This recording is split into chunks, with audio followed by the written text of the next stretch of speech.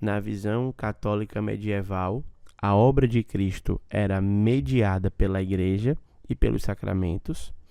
A graça de Deus ela era transmitida pelos sacramentos, como o batismo e a penitência. Ela transformava a natureza humana e capacitava a cooperação para a salvação. E assim, então, a salvação era uma combinação entre a obra de Cristo, os sacramentos e os esforços humanos. E adiante, aqui em nossa reflexão, nós chegamos à resposta dos reformadores.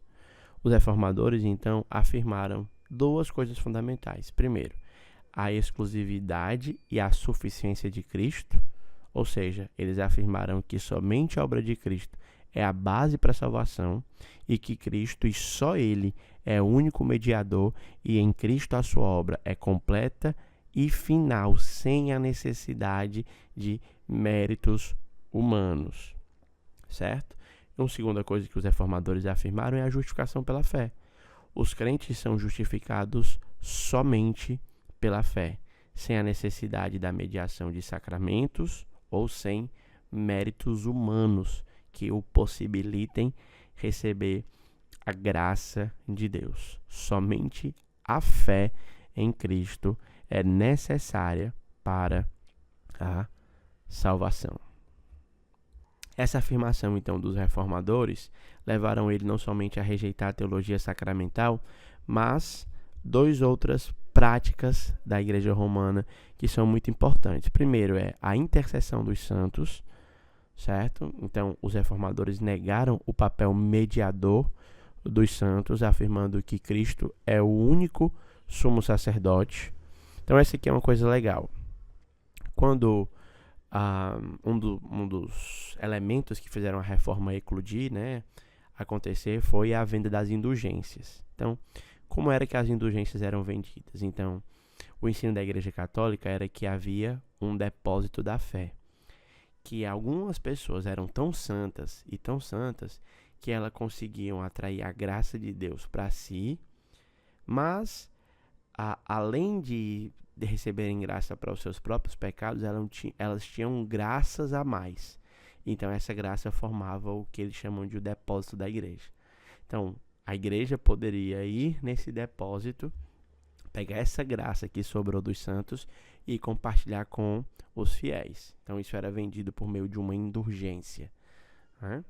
Então Lutero vai afirmar que o verdadeiro tesouro da igreja não é o mérito dos santos, mas é o precioso Evangelho de Cristo. E ao afirmar isso, ele está negando o papel dos santos na salvação da humanidade.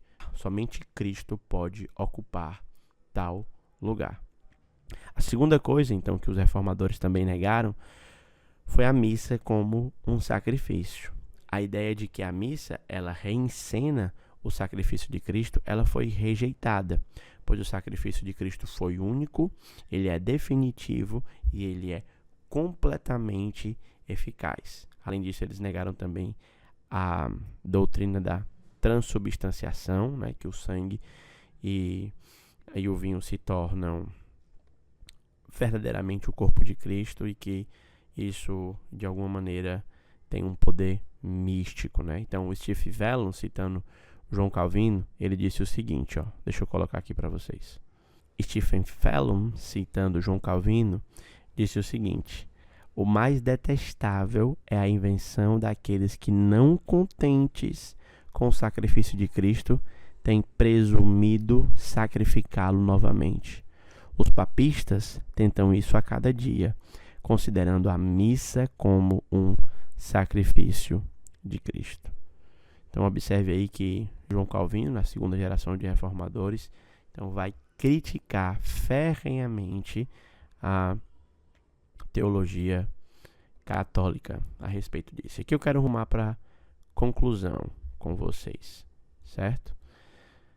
Na nossa conclusão, eu quero afirmar o seguinte: a cristologia da Idade Média aprofundou a compreensão teológica da união das naturezas divina e humana de Cristo, enquanto a Reforma reafirmou a suficiência da pessoa e de sua obra, a pessoa de Cristo e de sua obra, para a salvação. Assim, a doutrina cristológica permaneceu central, tanto para a ortodoxia quanto para a vida cristã.